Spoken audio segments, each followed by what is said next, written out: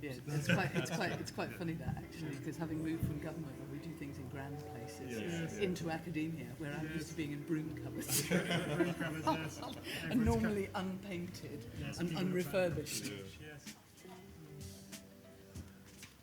I did actually at the Political Studies Awards a while back.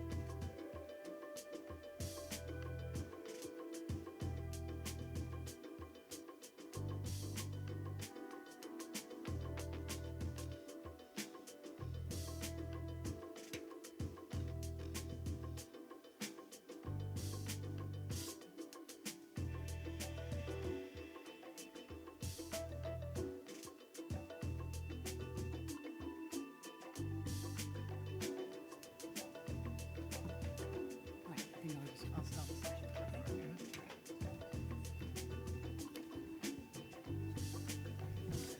Hello, good morning, everybody. Borida Ihigid. I'm being delighted to have been asked to chair this session this morning, looking at energy policy 2020 and beyond. I'm Jane Davidson. I'm Director of the Institute for Sustainable Practice, Innovation and Resource Effectiveness at the University of Wales, Trinity St David. But I think I've been invited to chair this session on the basis that there has been a continuing debate in Wales about the extent to which powers should come to Wales, particularly in the context of renewable energy. And I spent about 7 of my 12 years as a minister in the Welsh Government arguing for energy powers to come to Wales. And I was delighted to have been asked by the First Minister 3 years ago to be his nomination on the Silk Commission, which was looking at issues around powers for Wales. And that Silk Commission made a recommendation just over a year ago now that up to 350 megawatts should be devolved fully to Wales. Now, we've heard from the Minister this morning, and I think that one of the most interesting things that he said and is going to be entirely appropriate for this session is the worst thing about planning is politics. And what we're going to do today is hear from some experts in the context of planning and politics in terms of influencing policy to 2020 and beyond. So if I can just briefly introduce the panel that we have there.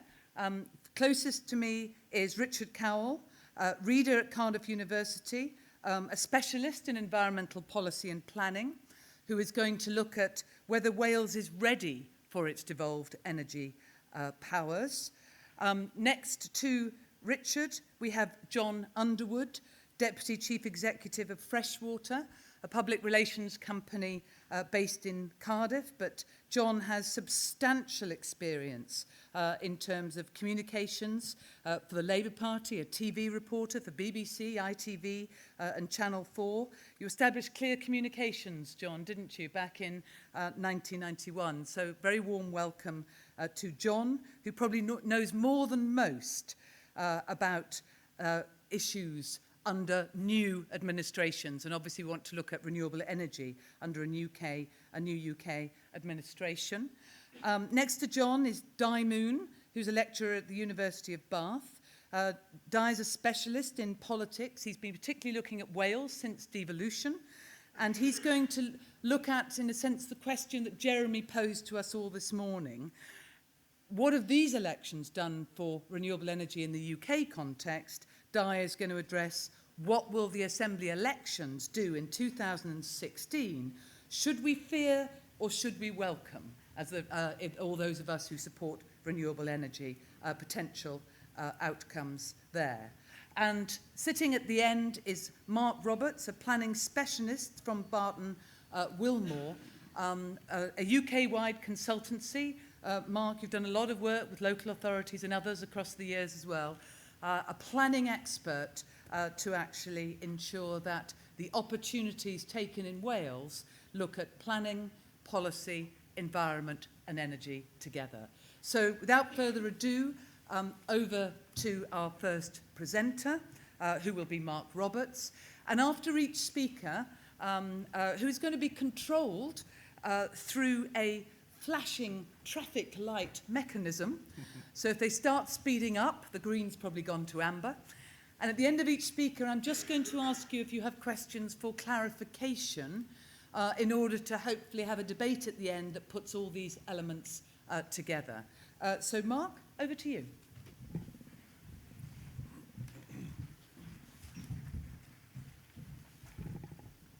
Thank you. Good morning, everyone. Hope you've had your coffee fix. I'm going to talk to you about the Planning Wales Bill. It's very timely, I think, for the conference today because the bill was passed by the Welsh Government this week, and I'm hopefully going to set out what the bill looks like and what it means for renewable energy schemes in Wales in the future.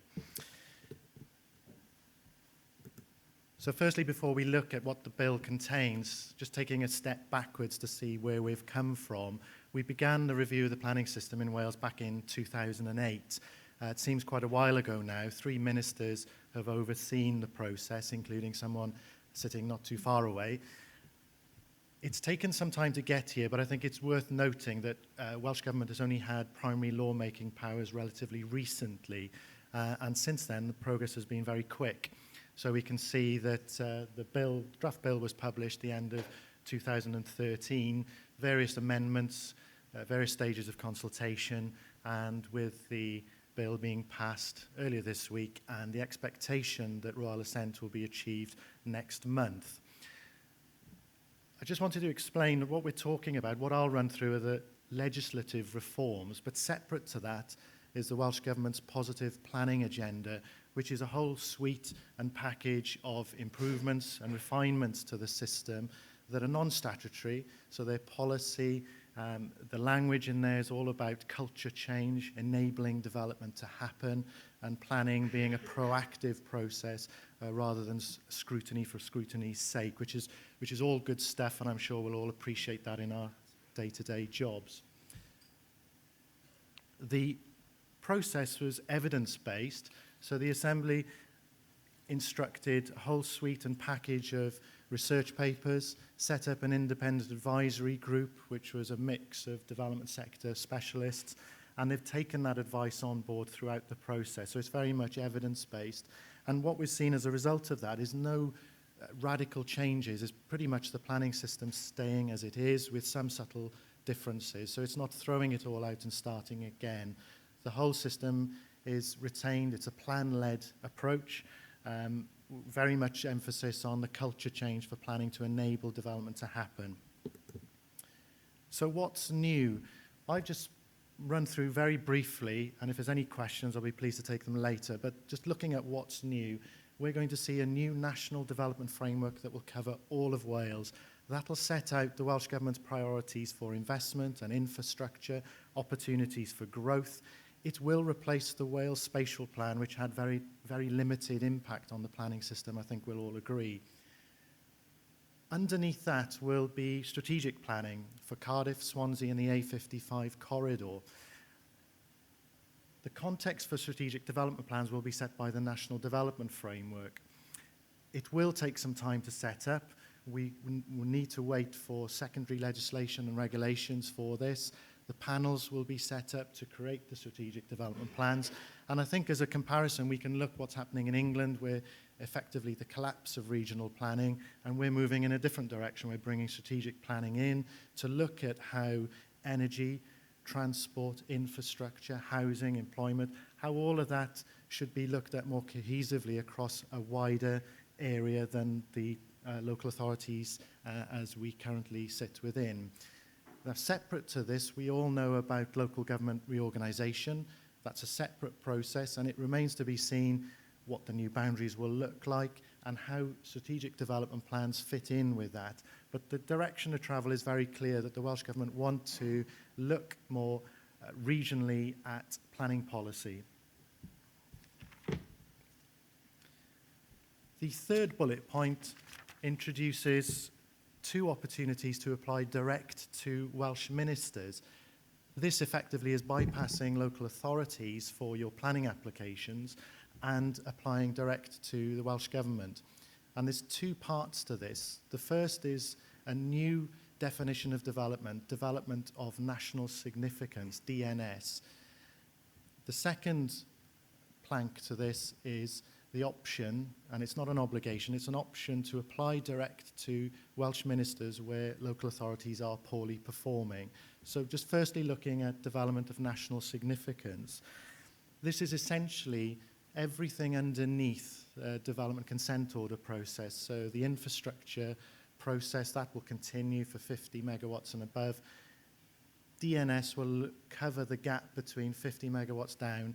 The thresholds have been subject to a consultation paper issued yesterday, and although the Minister commented this morning that he'd be led by our feedback as to what they should cover, the threshold set at 25 to 50, and there's an annex in there that looks at the different categories and sectors of development.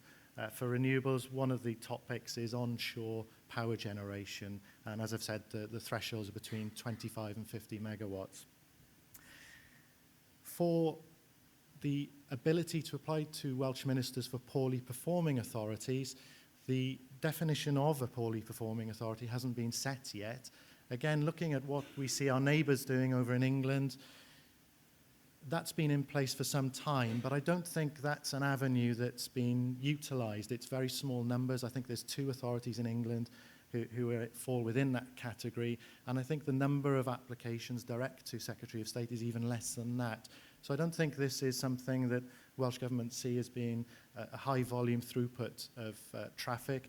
It's very much an incentive, if you like, for local authorities to retain that power within their administrative area by performing. And the last bullet point is pre-application consultation. I know within the sector it's best practice to involve the community as soon as possible through a project delivery, and this is now a new mandatory requirement for major developments. The definition of major development has yet to be established, but it also includes development of national significance. This flow chart, I appreciate it's difficult to see that from the back, but this is in the paper that was issued yesterday, the consultation on the development of national significance process. And through that, you can see that it's an obligation for us to consult before the application's made to Welsh Government.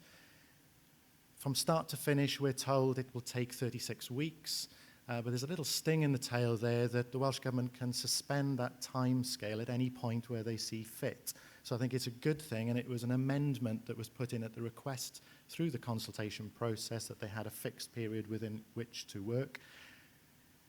It's very similar to the DCO process, but there's an option there, or there's an opportunity there for a window for amendments, which I think is a good thing as well. Other thing worth mentioning here is that the system is very much framed around also including secondary consent, so things like compulsory purchase for common land or listed buildings, hazardous substance consents. Those are now proposed to be included within this process as part of the main application, which I think makes sense and is a good proposal.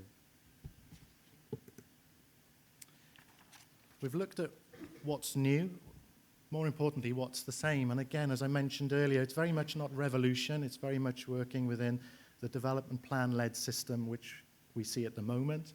Local development plans are retained. They're refined slightly, but they're retained. They will have to sit underneath the strategic planning level and also be in conformity with the National Development Framework, which are the two new components we mentioned earlier. NSIP and DCO will remain, and I know that Jane and the Minister mentioned earlier about the Welsh Government's aspirations to control and determine those applications within Wales.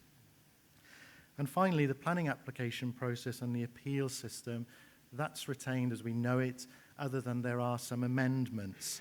The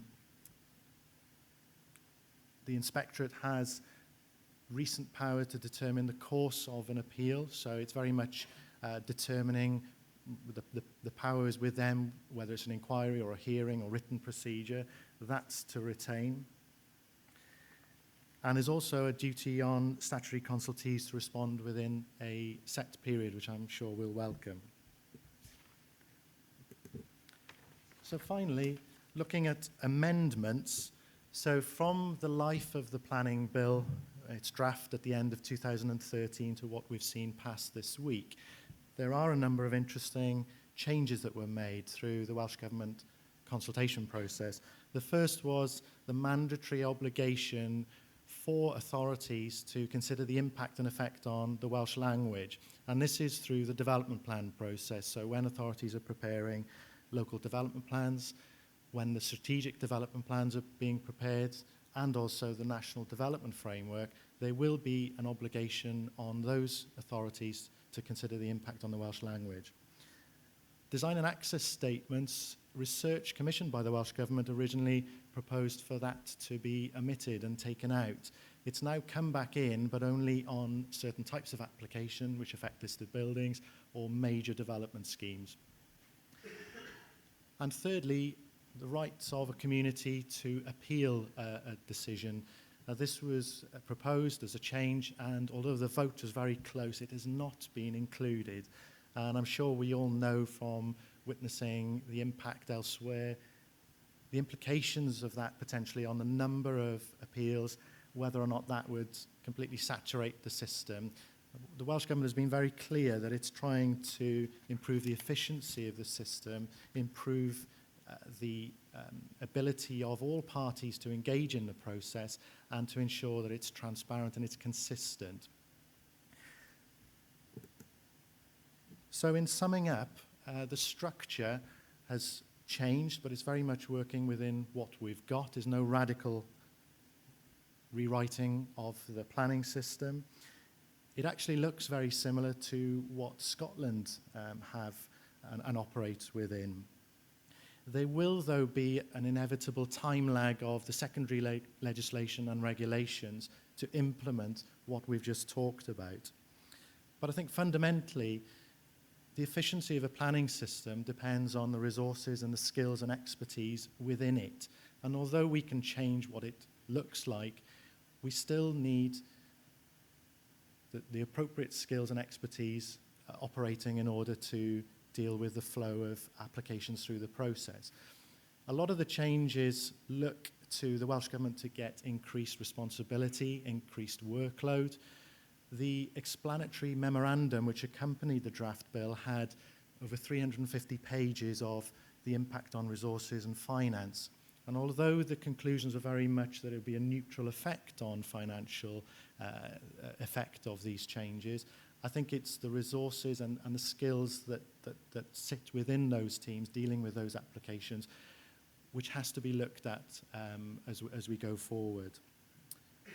So hopefully that's been a good summary, and I'll welcome questions later. Thank you. Thank you very much.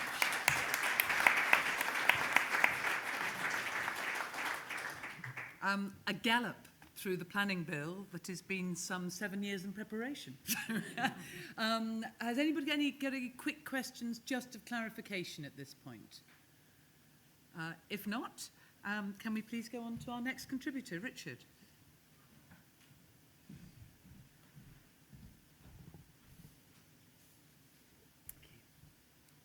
Okay, Just waiting for the slides to boot up.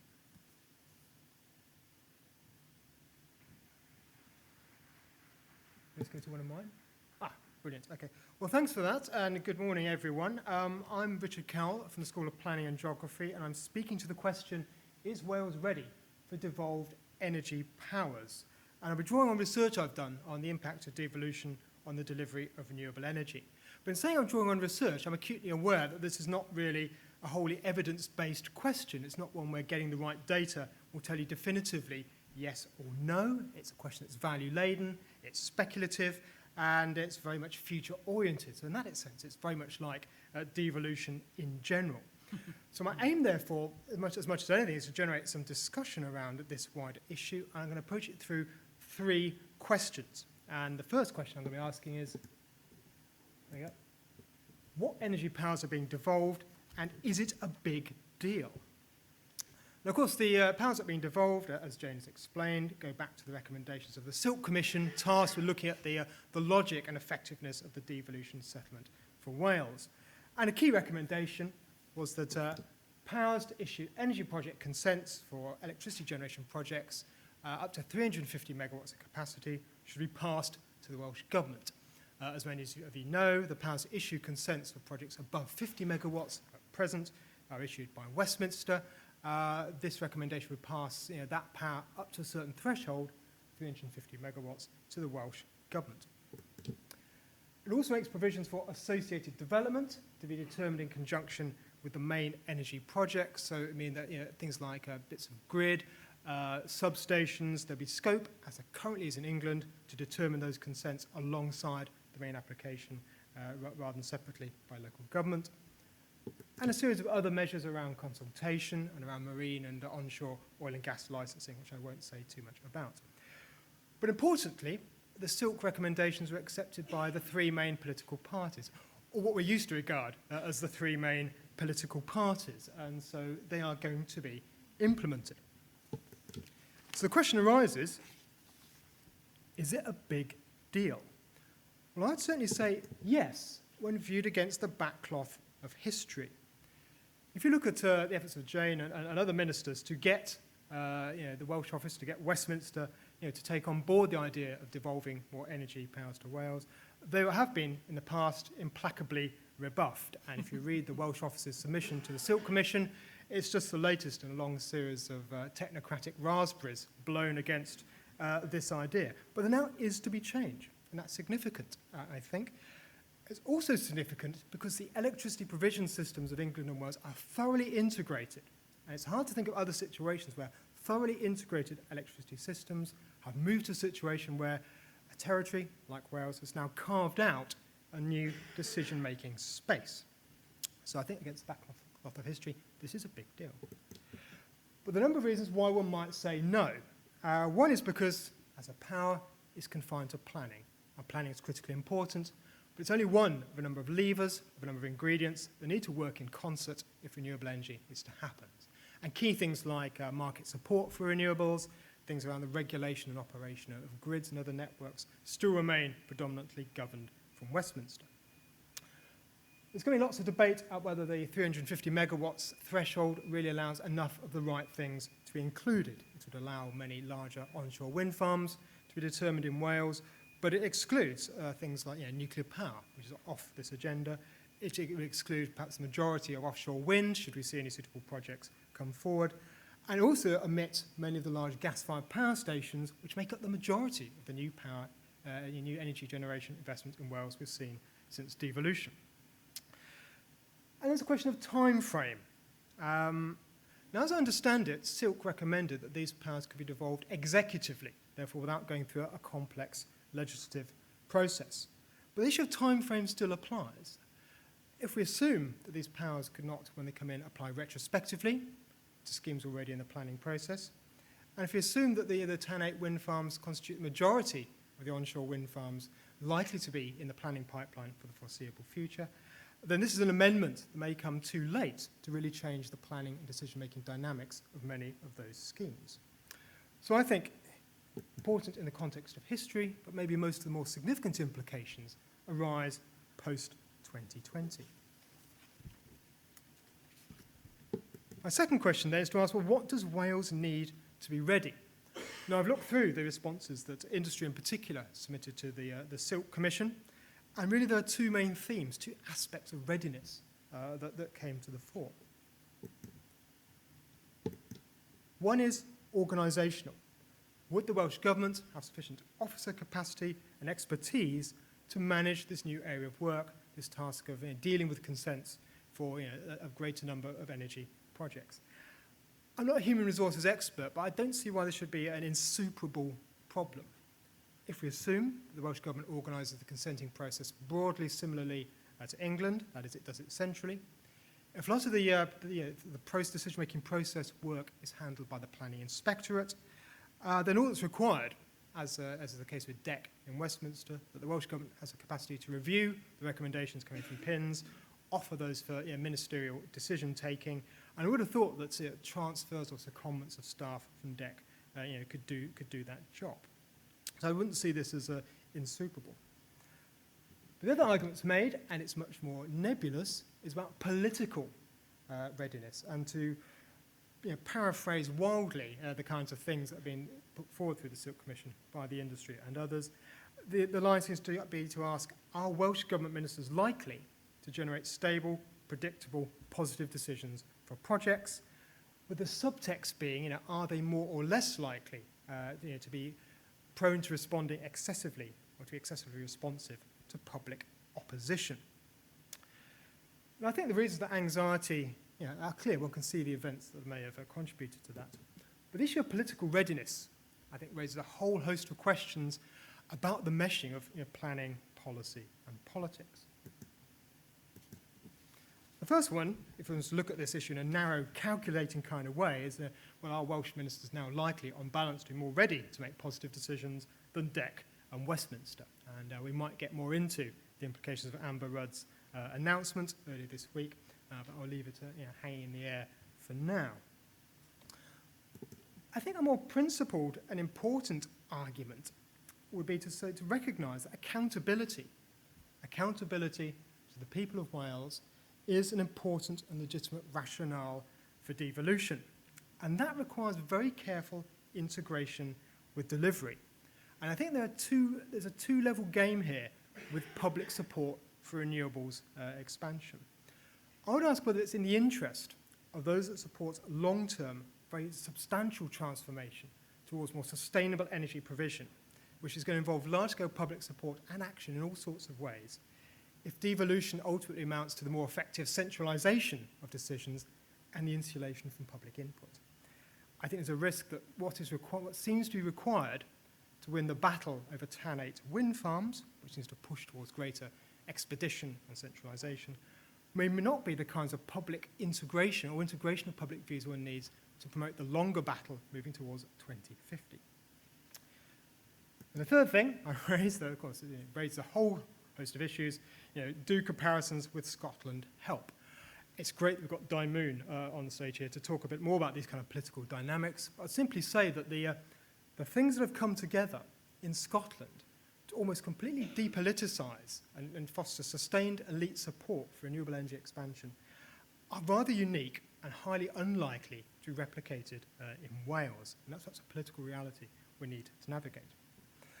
But having said it's nebulous, the issue of political readiness does matter, and it matters to a third question, and one which is very rarely discussed at all at the Silk Commission and only discussed to a certain extent at the earlier National Assembly inquiry into energy policy in Wales, and that is, well, if Wales is ready to make use of these devolved energy powers, ready to do what exactly?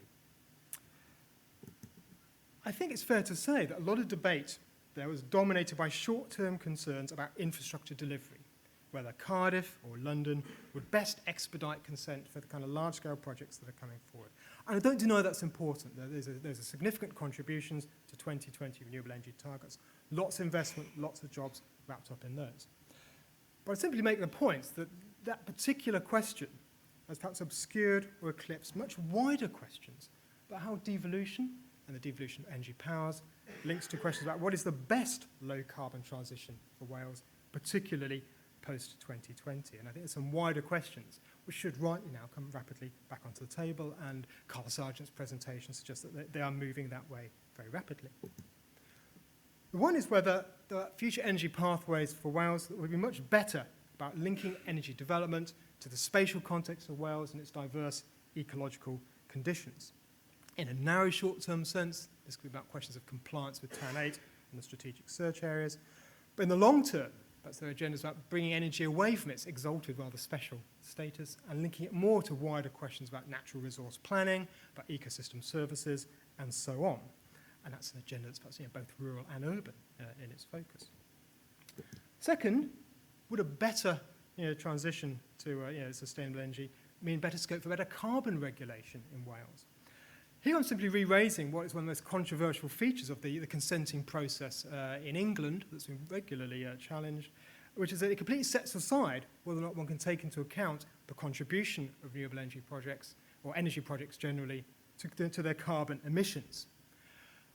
That's a question which could, perhaps the Welsh Government, as it gradually acquires more power in the sphere, could consider bringing into the consenting process. It raises questions about whether or not, if the devolution of powers brings with it the chance to rethink national policy statements, could some of the ways in which demands for CHP imposed on conventional thermal power generations could be ramped up. I guess the third question, which I think is often eclipsed, is how far devolution could contribute to a more transformative emphasis on more decentralized and diversely civically owned energy system, which post-2020, many people would say, needs to be a bigger feature of our system of energy provision if we need to get to those more demanding targets. If we think that's relevant, then I think it raises a number of ironies around the issue about how far the devolution of powers coming out of the Silk recommendations is important. The first irony is this. We've become very used in the UK, 15 to 20 years, in having to talk about planning as something which is always absolutely wholly about facilitating developments that, of course, must happen. But if you're interested in asking serious questions about how we wean ourselves off large-scale, fossil-intensive energy investment, then it begs entirely questions about how Welsh Government could use consenting powers to be more restrictive about large-scale fossil plants within its territory, about Wales engaging more centrally with issues around to what extent allowing more of these facilities would lock us into that kind of provision for longer than we want. The second irony is that Wales may already have many more of the relevant powers in place than it actually is aware of. If one's interested in promoting more decentralised, diversely owned energy facilities, this brings into account things like planning, transport, public services, issues around demand-side management as well, which in many spheres the Welsh Government already has powers to use, regardless of this recent possible shift in energy consenting powers. And the third irony is this. One of the problems I think the UK has faced compared to other countries in promoting more decentralised, more renewable energy is that there's very few effective institutions between the nation state and the markets it creates and individual communities, individuals, households and businesses. We just lack those middle-level institutions. Local government has a less significant role. And here's a slide, which I've clearly got no time to go into any depth, which I borrowed from esteemed energy expert Freda Velplund at Aalborg University, Denmark. And the 2 points to take from this are quite simple. He says that if wind energy is to go beyond and take a larger share of energy demand, then cultivating the intermittency infrastructure is critical. The knitting together of electricity, heat, combined heat and power, storage, all those things become very critical if intermittent renewables to take a wider share of supply. His critical points are these, that is not an activity, this governing the intermittency infrastructure, that can be done at the level of nation state, it needs to be local. And also, based on the transactions costs involved, he thinks there's inevitably a strong case for some kind of collective, civic, public ownership of that kind of activity. And I guess that just relates to my final irony, which is, as well as talking about devolution to Wales, more significant energy transformations may entail questions about the propensity of the Welsh Government to think about double devolution within Wales to other organisations at other levels to take a more significant role. Thank you very much.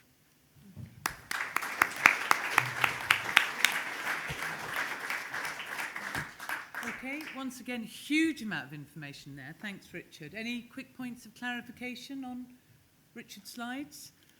I think that Richard has put a massive challenge out to us all in terms of moving from powers to delivery, which at the end of the day must be the reason to acquire additional powers. Di, over to you. Okay, thank you.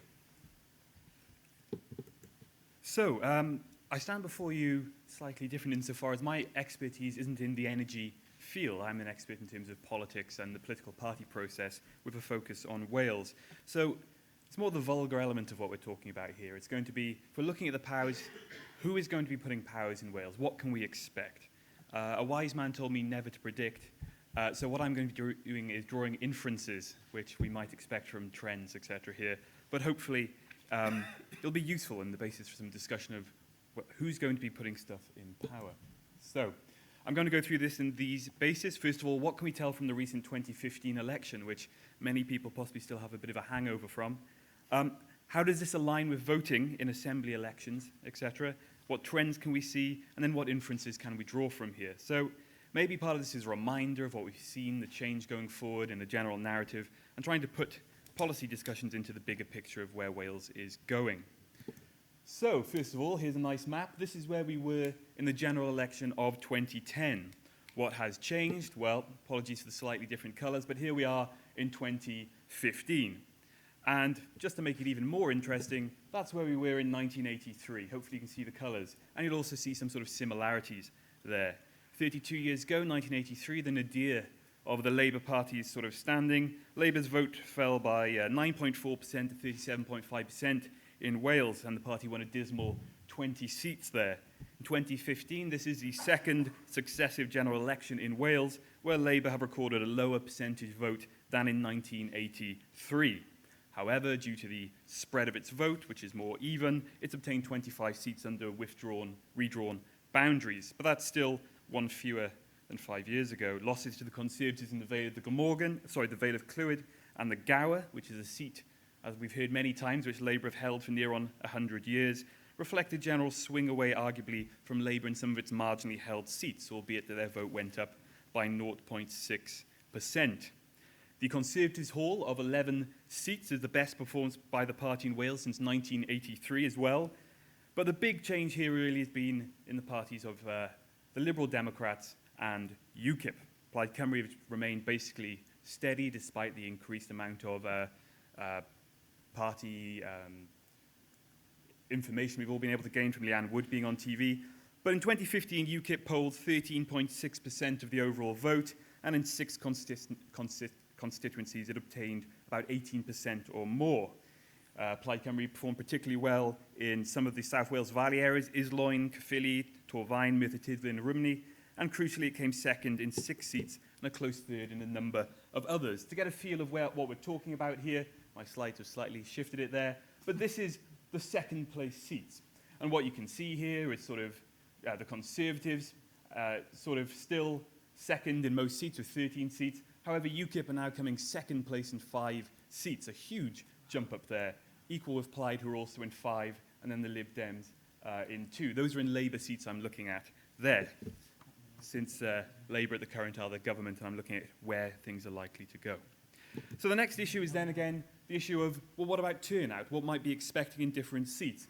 Well, if we look at the whole of the UK, that's the result we've got there. Remember, of course, Conservatives have a larger constituency, so it looks bluer than it possibly is. But if we add in another party, which is those who didn't vote, then the those who didn't vote party come ahead in most of the Welsh seats. So non-voters are the main winners in the last election. The main place where we do have high turnout, we're seeing that in seats which eventually have gone for the Conservatives as well. Now, this sort of disillusionment, arguably, can be quite good for parties such as UKIP, especially because you'll see the ones down south as areas where they're coming to now. So that's the general election. What about the Assembly election? It's worth bearing in mind that people vote differently in the National Assembly. Without meaning to be sort of rude, it's what's known as a second-order election. People kind of see that they vote differently. They maybe vote less often, as we've seen. Currently, Labour have 30 seats, the Tories 14, Plaid 11, and the Lib Dems 5. As you can see, the system there, if we're looking at how the vote is in 2015, there's a lot more sort of Labour on the board down south than there was before. What can we expect? Well, from what I've been putting forward there, it's worth throwing in Europe in 2014. These are the European elections where UKIP in particular, again, doing incredibly well in sort of what might be once have called British Wales, those sorts of ideas down there, while Labour's vote holding up again in its core territory in the valleys. What can we expect? Well, the latest polls, which you've had out from ITV Wales, which Roger Scully at the Welsh Governance Centre has been looking through, based on that, if we had universal swings, we might expect in 2016 Labour to have 29 seats, so they're down one there, Conservatives 12 seats, Plaid Cymru 11 seats, UKIP 7 seats, and the Liberal Dems are down to 1 seat. Now, it's worth saying that these polls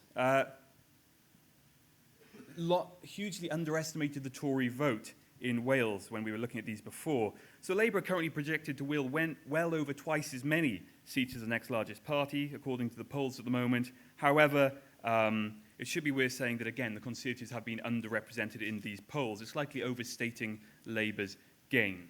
So it might be worth thinking that one of the issues to look for that we can be clear is, well, to put things forward, for any Labour supporters in the room, that's 1966.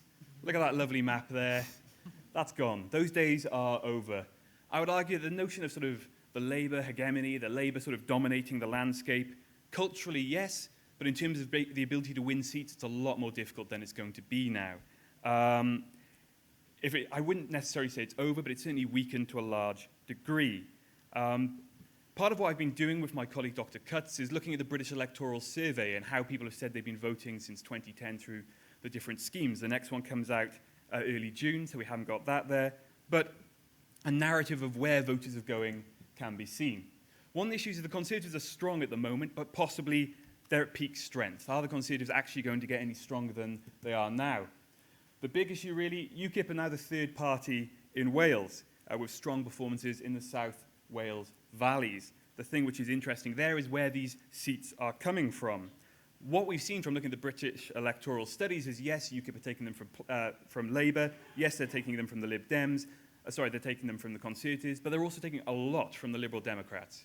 What this seems to point to is, because why would UKIP and the Lib Dems?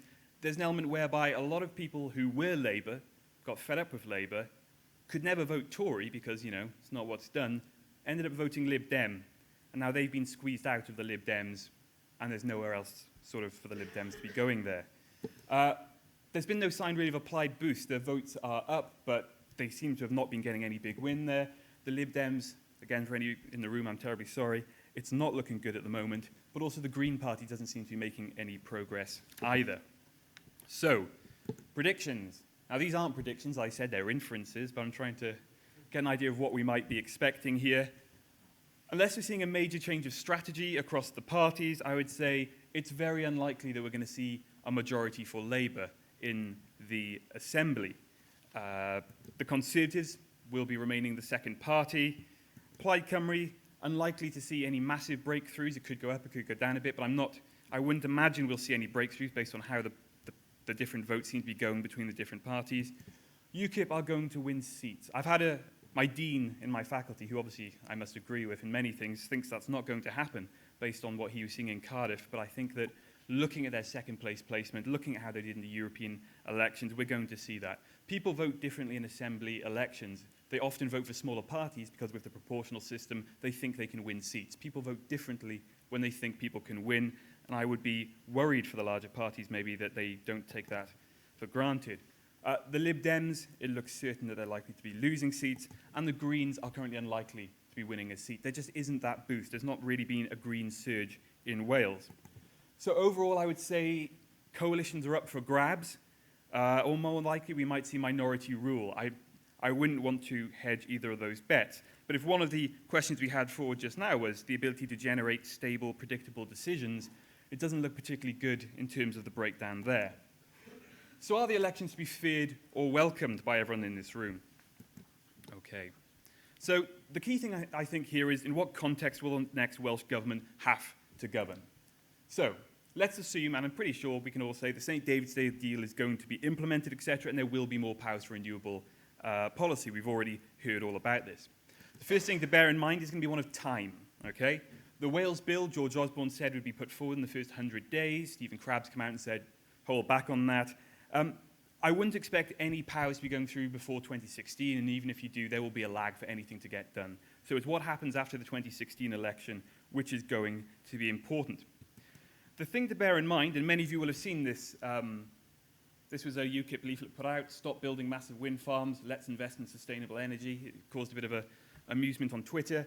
But we're going to be seeing UKIP in the Assembly quite likely, or if not in the Assembly, I think there will be in the Assembly, there going to be an increasing voice there. Now, Nathan Gill came out as their leader in Wales and he said he doesn't believe in climate change being a man-made occurrence. One of the areas I think we also should be focusing on is UKIP's position on devolution. We're looking at further powers being devolved and further powers being used. UKIP at the moment seems to be the only party against further powers being devolved. You'll have heard, if you watch the Welsh leaders' debates, him saying, when my children ask for more food, I tell them to finish what's on their plate. Now, this led to a lot of derision, but there's, according to the constant polls from 97 onwards, there's about 18% of Welsh people say they want to scrap devolution altogether. That's 18%. Independence is in single figures. You add in less powers and it goes up to about 25%. There's a quarter of people in Wales which UKIP can tap into by sort of running a sort of devolutions becomes sort of over-the-top issue, especially as we're likely to have more assembly members coming, more powers coming, and of course we saw an increase in pay for assembly members at the same time. One of the issues I think is going to be with all of this, with UKIP elements in there, but also the lack of a majority, is it's going to be harder to govern. It's going to be a lot harder to sort of have that consistency to be able to push things through, which probably isn't good news if you're thinking about what's going to be done here. Intergovernmental relationships are going to be absolutely key, and this is why the next speaker is going to be hopefully very useful in explaining this to me as well as what we should be expecting from the UK government, because having a Conservative majority government in Westminster versus maybe a minority Labour government, quite possibly a coalition, looking for different powers and the ability to use powers and having to work across borders is going to be something incredibly important to discuss. And there's also the issue of increased austerity. I mean, if you looked at the front page of The Guardian, the cuts are coming. Now, where they're going to fall is an issue, but of course, with Barnett consequentials, Wales is probably going to have less money to play with in these ideas. So, if I can sum up some sort of concluding thoughts here, okay? And we can get on to sort of particularities of parties as well, but one of the things we have in Wales is a general support for investment, I would say, in renewable energies. Most of the parties, well, the main parties here, there is a general consensus on interventionist government. The idea that government is there to help, to put money in, to sort of go against the free market idea of allowing sort of the market to rule everything. There is sort of an interventionist putting money in there. Also, we are getting more powers, and if one of the lessons of devolution across the world, so blah, blah, blah, when you give powers, people want to use powers, okay? You have to demonstrate what was the point of giving us the powers, but also you've been wanting these powers for a long time. So when these powers come, people are going to want to use them, which could be very positive in terms of investment. The question is the ability to use them when we look at our likely coalitions, etc. In terms of who is better to have your coalition, I'm afraid we can see general trends, but again, I'd looked at the 2016 manifestos, really. I mean, Richard had the question of, should we have powers? The question is, to do what with the powers? And there are going to be certain parties who are more positive in terms of investment than others. But again, I'd say there's possibly more disagreement within some parties than between some parties over what is best for renewable policy in that regard. So in conclusion, if I could sum this up, should you be fearful or welcomed the results? I would say, without wanting to put any normative values on any of the parties, that if you're looking for a stable government to be able to wield the new powers coming through, then you're going to be looking to a coalition, quite possibly, or a minority government which is making deals on a sort of different issue-by-issue basis. And that may not necessarily be fantastic news for an industry which is vitally looking for support. Okay. Sorry. Okay.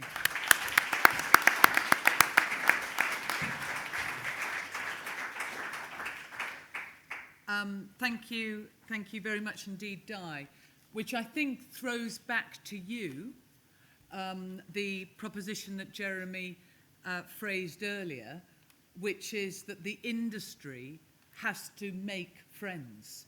It has to make friends of the backbenchers. It has to make friends of all political parties. It has to have its champions everywhere.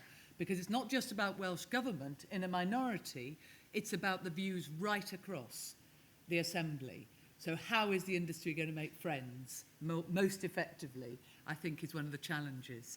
And both at the Assembly level and UK level. And therefore, last but not least, over to you, John. Thank you very much.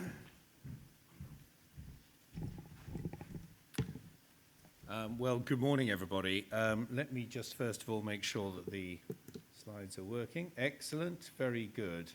As I say, a very good morning, Jane. Thank you very much indeed for that introduction and so on. I think it's, I should say first of all that rather like Di, my background is more politics than energy, but I think there's been a sort of a crucial message which has been emerging this morning, which is that whether any of us in this room like or dislike the results of the general election that we've just recently seen, and indeed as we look forward to the results of the Assembly election, we've got to make friends with everybody, and we've got to have a strategy which in effect builds coalitions. We may not have a coalition at national level, but building those kind of coalitions of support I think is very, very important to us.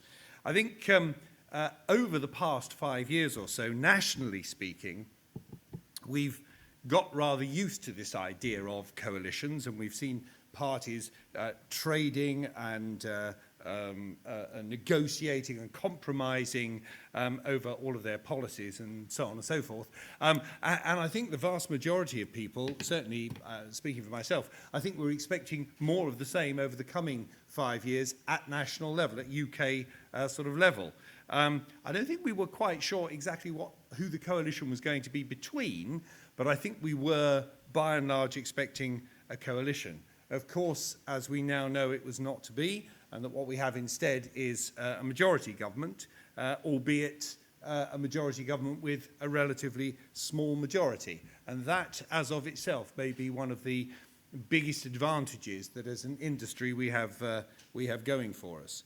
And so I think the key questions which I'm going to try and touch upon are, first of all, what is the Conservative Party's the government's stated policy on renewable energy, and will they actually say what they actually say they will do?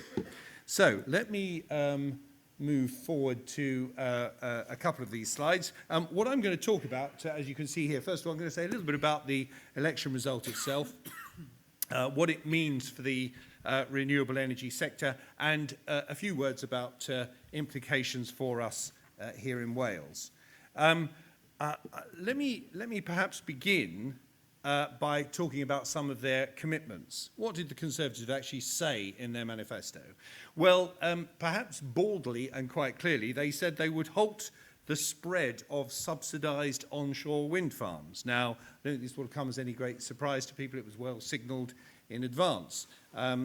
They make the point in their manifesto that onshore wind farms often fail to win public support, or at least so they claim, and are unable by themselves to provide the firm capacity that a stable energy system requires.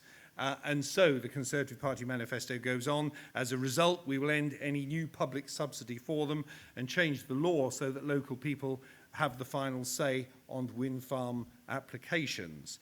And I think it's also worth noting, as Jeremy Smith said earlier, it's been reported and leaked and signalled in advance that the Queen's speech is likely to include measures that hand more planning powers to local residents over wind farm developments.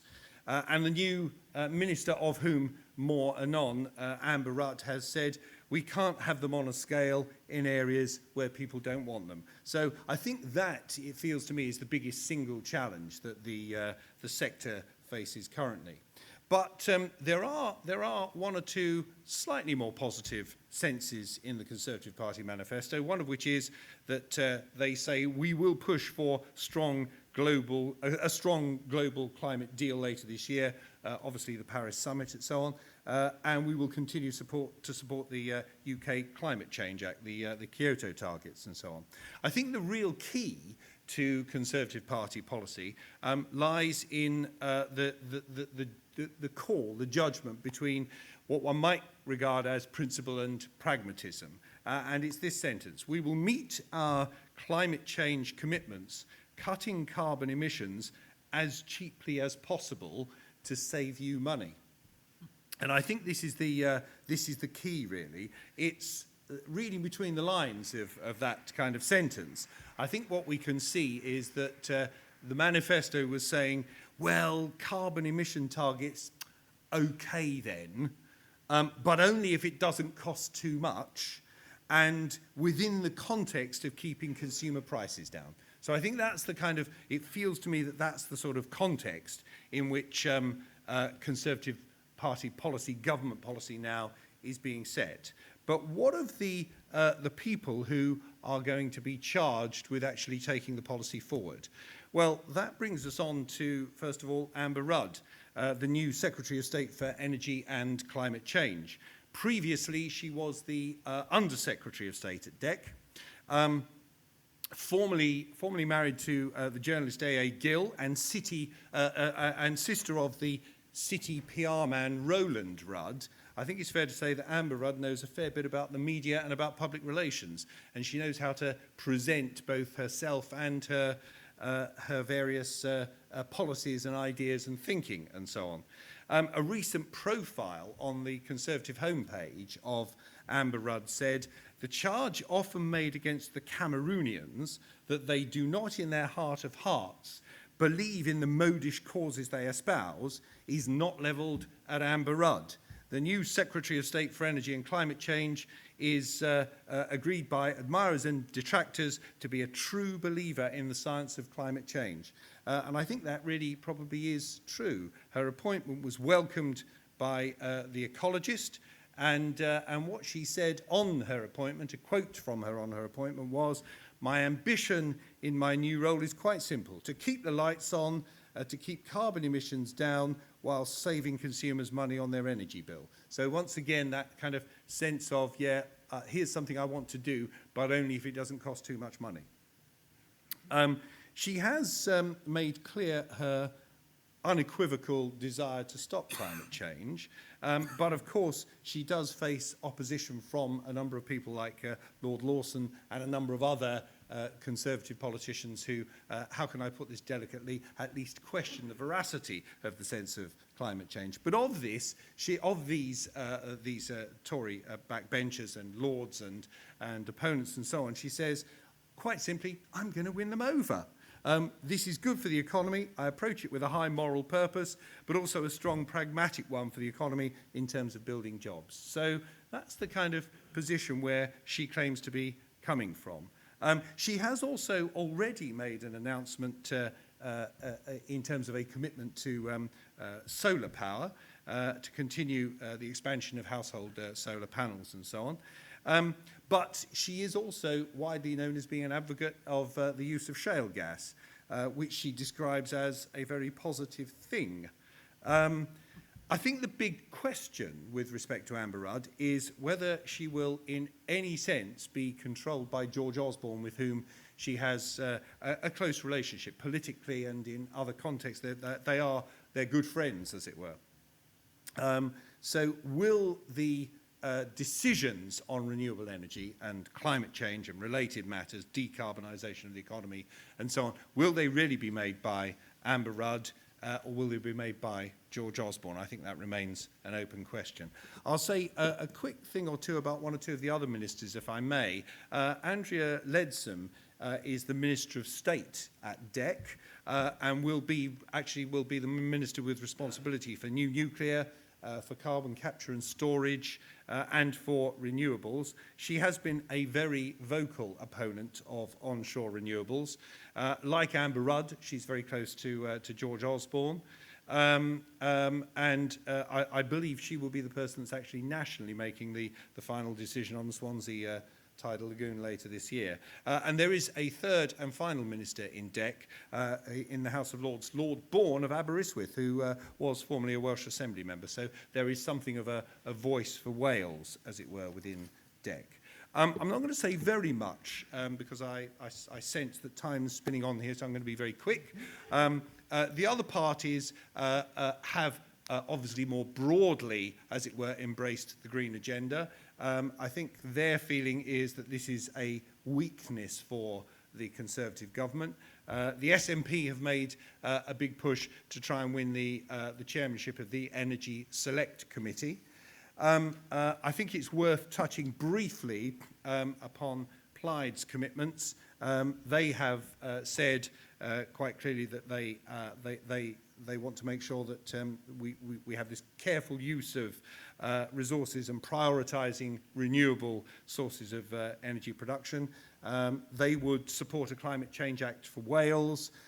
They want more caution and consideration before taking fracking further, and they oppose any new nuclear power plants. I'm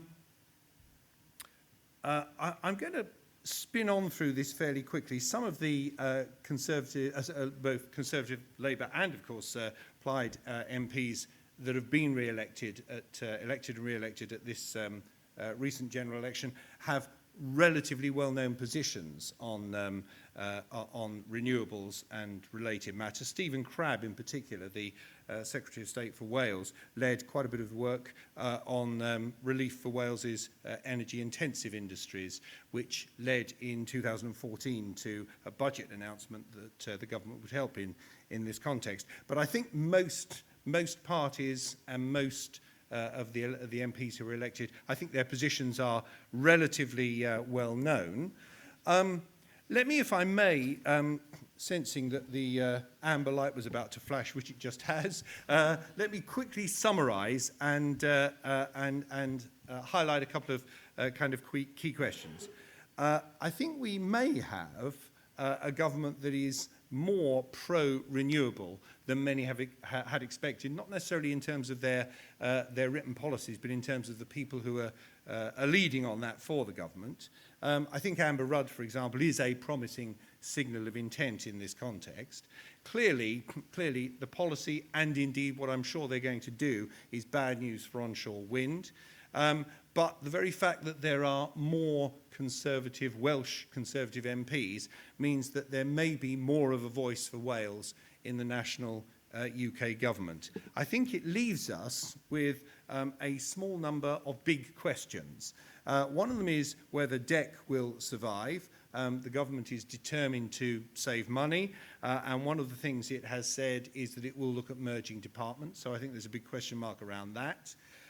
Will this whole sense of doing things as cheaply as possible, that was their language, become more important to them than cutting carbon emissions?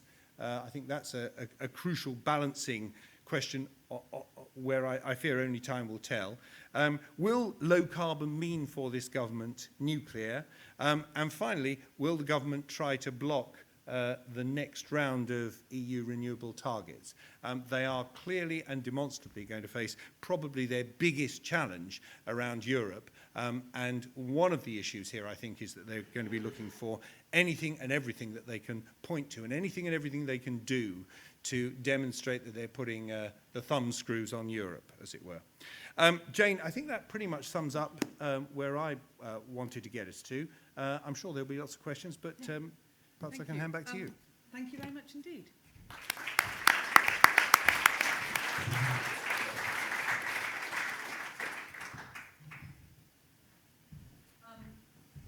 So I'll come over here because I've heard Maria say earlier, if you're sitting there, you have got this massive white light straight in your eyes, so you can't actually see the audience very well. Thank you very much to our 4 contributors. Any quick points of clarification for John before we move into the general questions?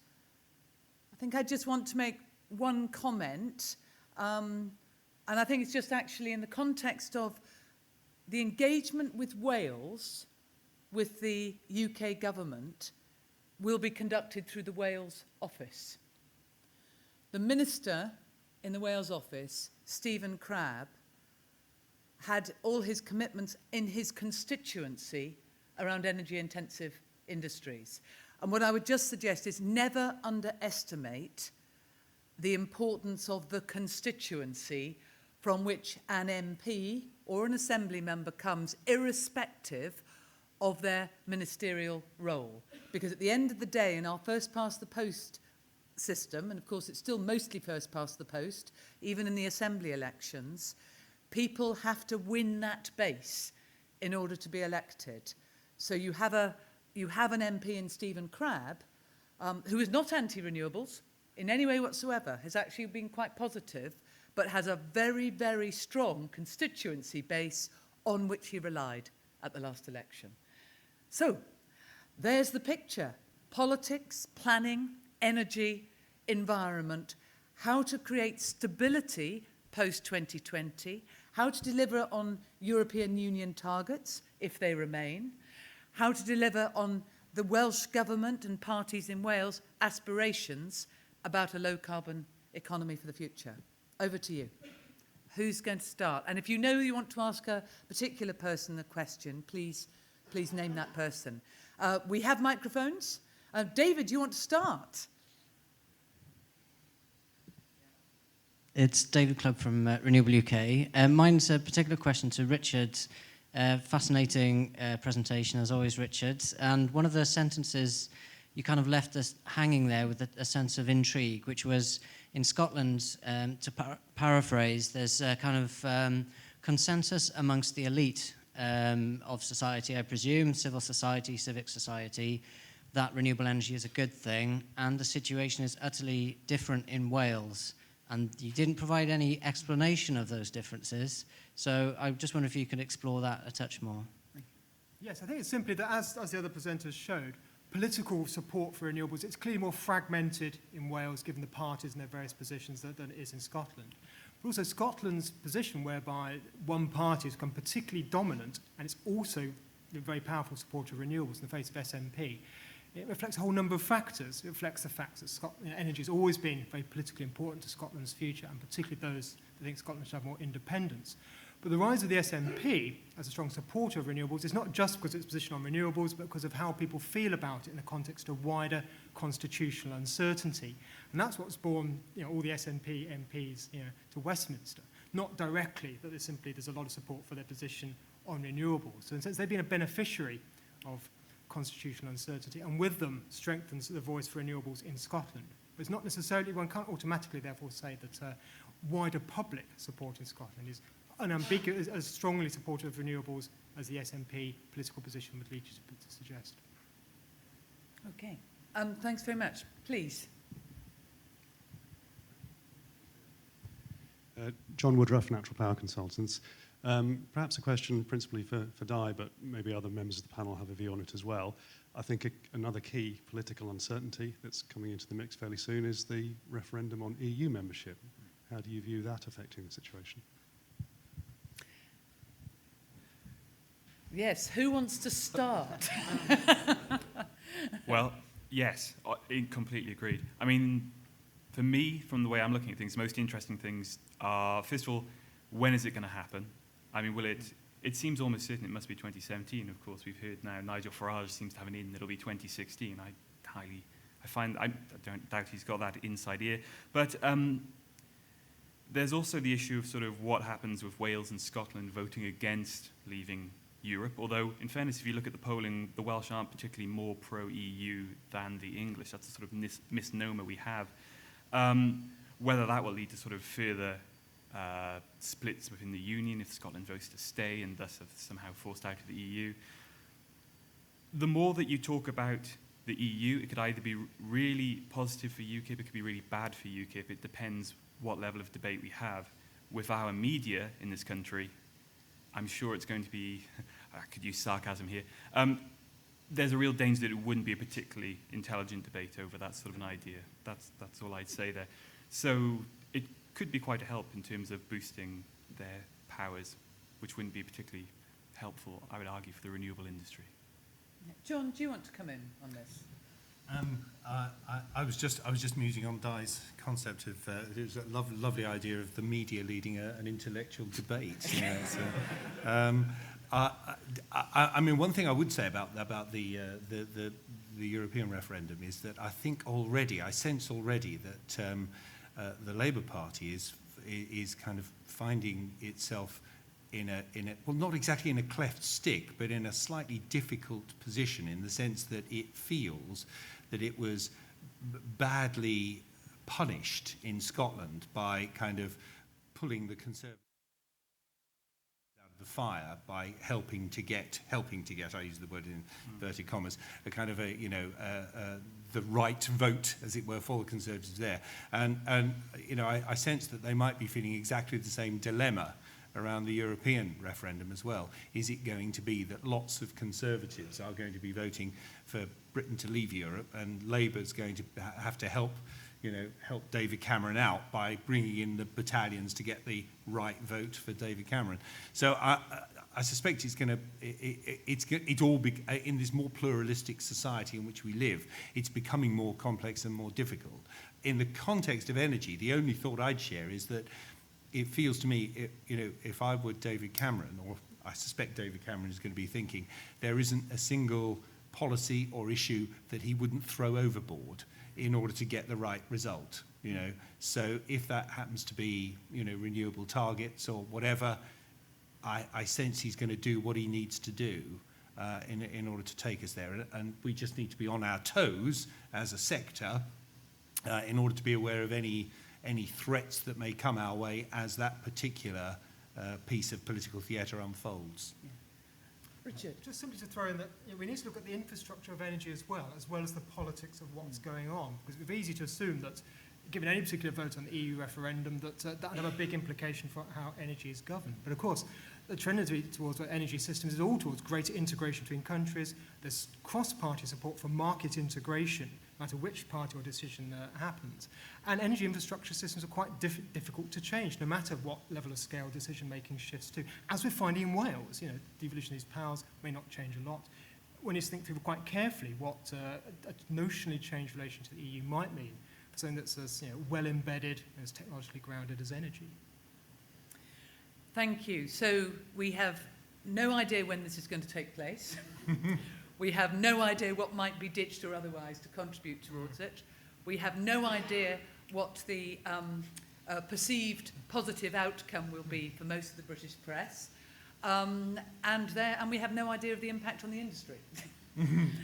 So I'm going to ask you at the end, all four of you, just before we wind up, to give the audience something really positive from your perspective.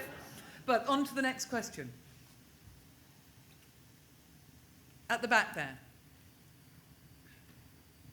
Hi, Richard Bowen, Remarkable Pendragon. Amber Rudd has indicated that in the Queen's speech there will be an end for subsidies for new onshore wind. But when is a subsidy not a subsidy? Is a contract for difference a subsidy? Who wants to take this? Richard, probably.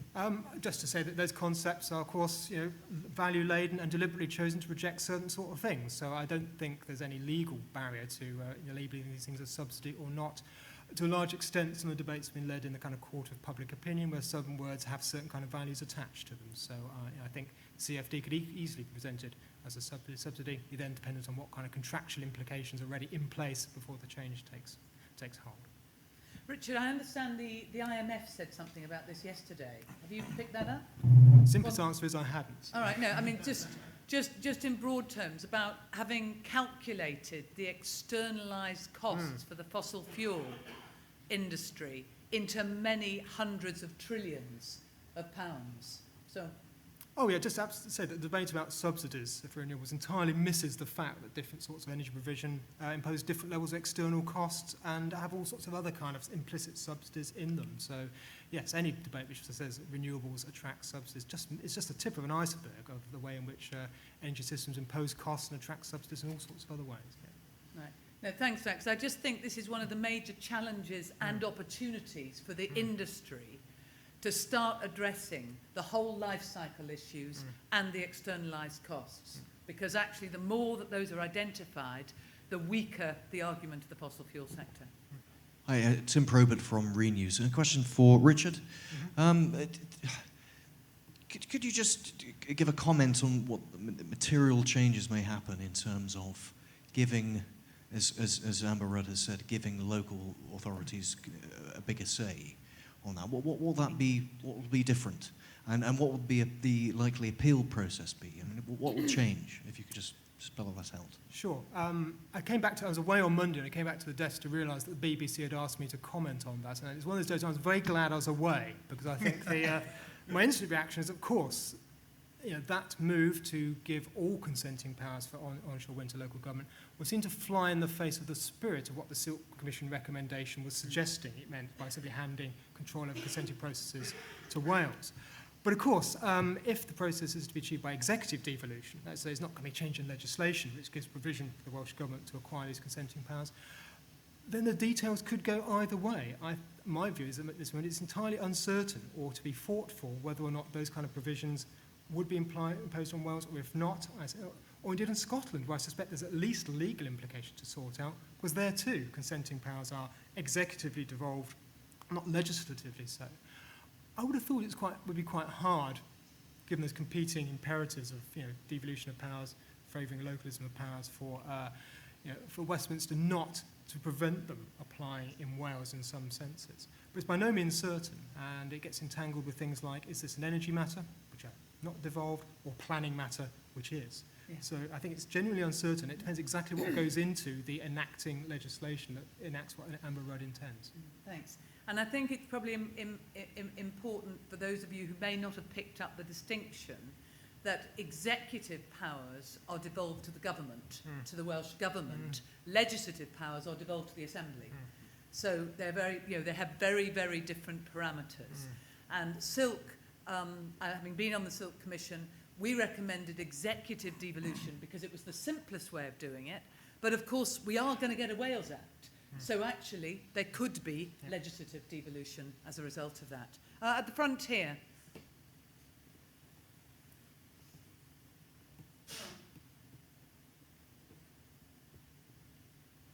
my name is Angharad and I work with RWE. Angharad, work with RWE Energy UK in Wales, the largest investor in onshore wind. And I guess my question is as much to you, Jane, as to the panel. Jeremy threw down the gauntlet this morning around devolution of subsidy to Wales, and he also talked about Nicola Sturgeon's comments yesterday about if the UK government is taking big decisions which has a huge impact on the industry in Scotland, that Scotland should have a say. And I wonder to what extent can Wales sort of join on the coattails of the SNP in those negotiations. And I guess the question to you, Jane, is what is the appetite of Labour in Wales to ally themselves with the SNP when it comes to those negotiations? Please. I guess one reaction is that if you look closely at the SNP's position generally on devolution of energy-related powers, there's some recognition that there's a dilemma. And that is if they have complete, on the one hand, by being part of UK-wide systems of subsidies, then subsidies or market support generated by the whole gamut of UK electricity consumers can be transferred to projects in Scotland, basically. They benefit from that wider pool. And the argument will always be that if it was entirely devolved, they would have to raise the money from Scottish consumers, which may not be so easily deliver the level of support that the very high renewable energy ambitions dictate. So I think whilst it's entirely sensible, one couldn't be surprised that the SNP want to be closely involved in those kinds of discussions about how those arrangements may, existing UK system may benefit them. I think there's certainly a dilemma for any part of the UK, including those with more autonomy like Northern Ireland, about entirely going it alone and abstracting themselves from the kind of UK-wide pool of support that things like Contracts for Difference deliver. But there are interesting alternative agendas. We have Dave Toke here this afternoon that actually would argue if Scotland did become more independent, did have more control of its subsidies, or Wales for that matter, if that meant they didn't have to contribute to the cost of Hinkley C, then the money that would save would actually enable them to be much more ambitious on the renewable energy agenda. Okay, thanks. I think that in terms of the view of any particular party, you heard the Minister speak very strongly in support of ensuring that Wales had the right powers to deliver.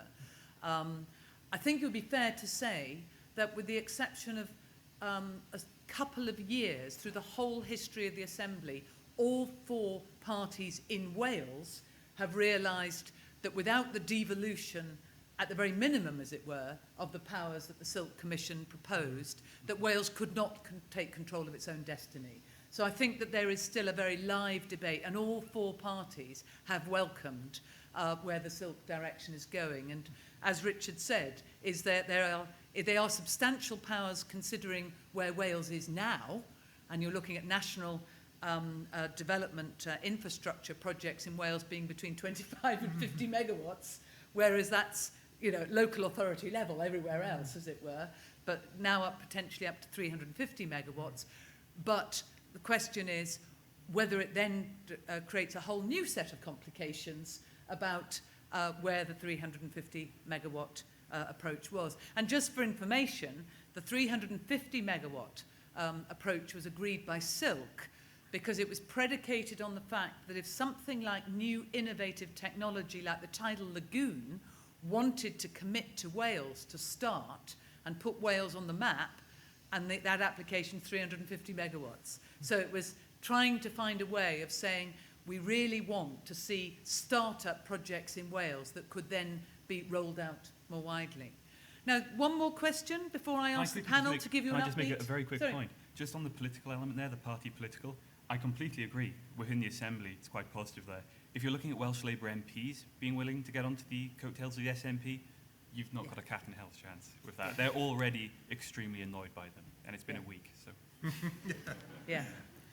And this divide between the Assembly and Westminster over energy powers has been an all-party divide. Any other questions to finish up with? Oh, and you've had some great presentations. I've learned a huge amount this morning. Well, panel, I charged you a few moments ago to come up with something positive from your perspective, because the industry is moving into an insecure time financially, insecure time in terms of markets with Europe, insecure time politically. But if we think about what Amber Rudd was saying in terms of having the moral imperative and the opportunity to create green growth, that's where the industry can be hugely supportive of governments in both countries in terms of taking that forward.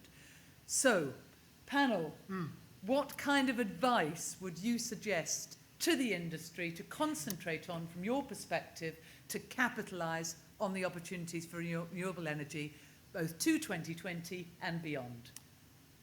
Well, I can't think of anything so nakedly instrumental as short-term advice, but just to take a more positive view on politics and politics in planning. Politics is a problem in planning if you know exactly what it is you want to deliver and it's widely agreed and it seems to be delayed. So many here would be anxious about politics in planning onshore wind. But many of us would equally be quite pleased about the politicisation of fracking.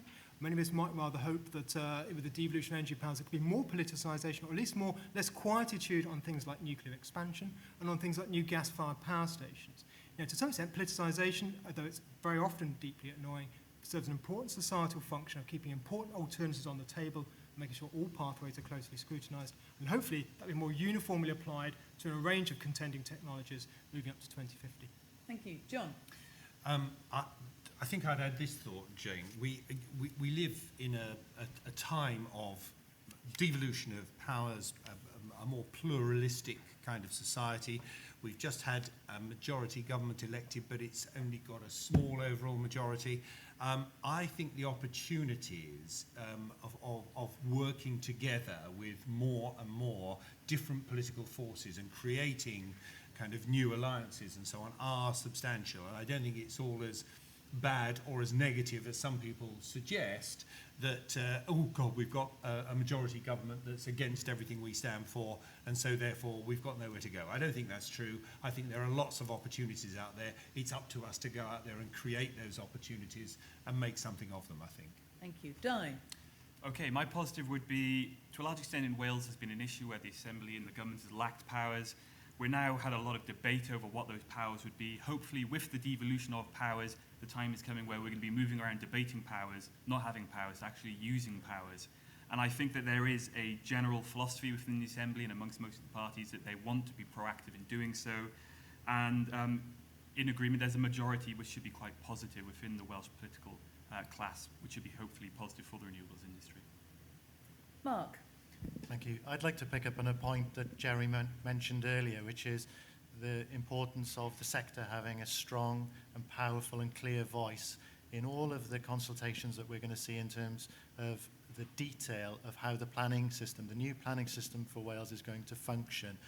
As practitioners who work in the system, it's absolutely important that from now on we're very clear in terms of what we want. The planning bill was changed by the Welsh Government as a direct result of the comments received from this sector, and I'd like to see that, and I think that's an opportunity for us to move forward and continue that strong voice through the detailed arrangements. Right. Thank you very much to our panel. I just leave you with two thoughts. Jeremy said this morning that over the next 2 years, we're going to see a big increase in deployment. And of course, if Tidal Lagoon Swansea Bay gets its planning permission by June the 10th, probably 5 p.m, June the 10th, then in fact there is a huge boost in the context of Welsh marine renewables. So I think there are huge opportunities over the next few years. But I think in advance of the next Assembly election, that Renewable Energy UK should be thinking really hard about working with all parties on their manifestos in advance of that election, and that at the very least, one of the things you would want is an all-party group on renewable energy serviced by Renewable Energy UK. A very simple proposition. I think that's a proposition that would find support from all parties, so that then you would end up with a person from each party, who of whatever party is in the Assembly, who you can have a proper dialogue with about the opportunity for the industry in Wales. Thank you very much for participating in this session. Diolch yn fawr iawn.